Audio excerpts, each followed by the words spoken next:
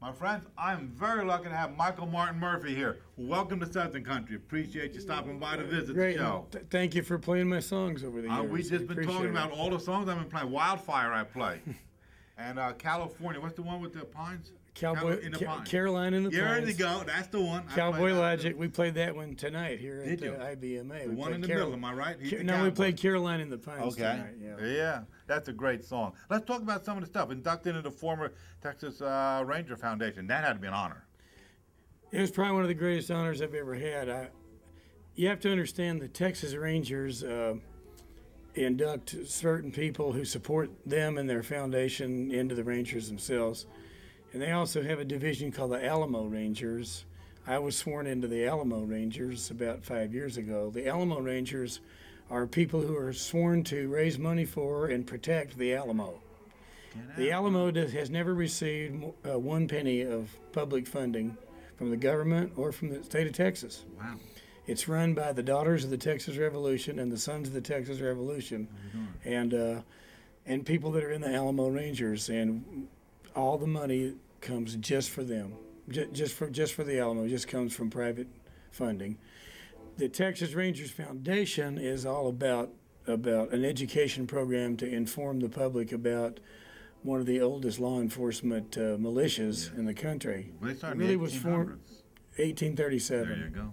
I know. Formed in 1837, and they're building a big museum and education center in Kerrville, Texas, and so this year I played a concert for that, and I got inducted at that time. And you go on to TexasRangersFoundation.org on the internet, and you can see what they're up to. And it's a world education program. You'll be astounded at some of the stuff about the Rangers that you didn't know. They've been around. They've been helped good guys. bust some of the most important cases, without a doubt, in the country, not just in Texas.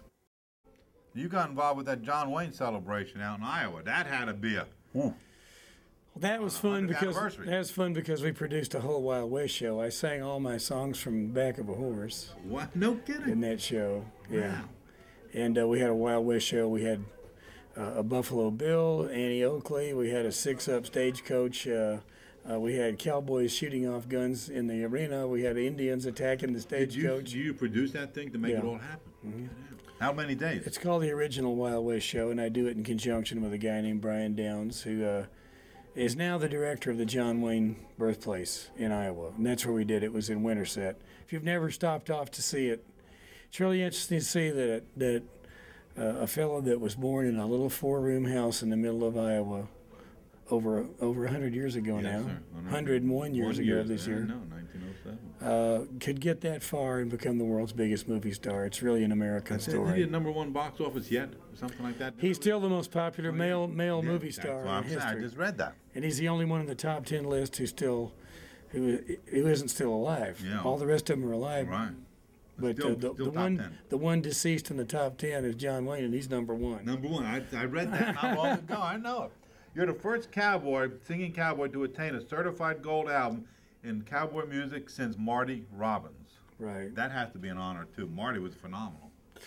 Well, I did a lot of things like Marty did them. Okay. I used a lot of his same arrangements and same approach to the songs. Very acoustic, not a lot of electric instruments. I remember seeing Marty as a child. I was probably 7 or 8 years old when he came to Dallas, Texas, the Grand Ole Opry Troupe. And what really struck me was when he played the cowboy songs, he would use just a couple of guitars and a bass and some backup singers, and that was it. He didn't use a big elaborate production at all. Mm-hmm. And I've tried to keep it simple, too, the same way. And his methods work. I mean, it's been a successful formula to keep it simple. How about the who performed your song? You're a songwriter. Who has performed your songs in the past beside you? Oh, a lot of people. Lyle Lovett, Nitty Gritty Dirt Band, Jerry Jeff Walker. Wow. A lot of bluegrass bands have cut my songs, and that's one of the reasons I'm at International Bluegrass Music Association here. Doyle Lawson did Carolina in the Pines, and Seldom Seen did What Am I Doing Hanging Around. Wow. But my first big cut in my career, the first time I had a song recorded by somebody else that really did anything, was when the Monkees did What Am I Doing Hanging Around. We saw that. We saw that on the internet. Now, how about performing with a symphony orchestra? I just played in West Virginia with symphony, and I've done about 50 symphonies Wow. in my career, 50 different American symphonies and a couple of Canadian symphonies. I really enjoy doing that. We really don't play anything differently. We just have a whole orchestra back us up, but it's the same music. Same music. That's interesting. How about acting? You're an actor. Yeah, I'm an actor too. Lonesome Dove? I was in Lonesome Dove. I played a Pinkerton detective, Different. which was fun, and I wrote a song for that Lonesome Dove series. All right. Well, you're a member of the Western Music Hall of Fame? I was inducted in the Western Music Hall of Fame a few years ago. Yeah. And that's actually the thing I'm probably the most proud of, next to being in the Rangers Foundation. There you go. There you go. And I wouldn't trade the Rangers thing for anything else. I don't blame you. How about the National But that's Cowboy Hall? that's a Texan. That in should me. be on that collar. That's a Texan in me. Well, the reason I wear it over here is because my guitar strap goes across it. Oh, there's a good blocks it. reason. There So I you want go. it to show. You were in the National Cowboy Hall of Fame, too. Cowboy Hall of Fame, I've won 7 Wrangler Awards now for Wow. the music I've done. And Cowboy Hall of Fame in Oklahoma City does a great award show every year that a lot of people in country music don't know about, but they award stuff for Western music and for film and for cowboy poetry and stuff like that. Because they have so many other categories besides music, music fans are not as aware of it. But it's very important to us who sing Western music. They're a great organization. And it's a museum we're seeing, if you've never seen that museum in Oklahoma City. I bet it is. I just want to touch some of the highlights that I read about, and I'm glad to have you on the show. Well, now we need a website. Okay. What's the website for everybody? My website's pretty easy to remember. It's michaelmartinmurphey.com. And if you spell my name right, it helps. If you misspell it, you'll still find me. But it's Michael Martin Murphey, spelled Murphey.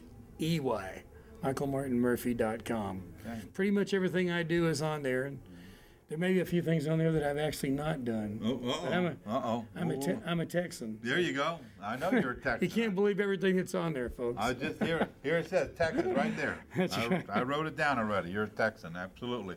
We covered some of the highlights, and if anything else you want to find out about them, go to the website. It's all there because I found it. Thank you. If you don't have a website, just come to one of the shows. There you go. But I thank you for being on the show with me. Thank you, Michael. I God bless appreciate it. I continue to play your music in Sudzin country.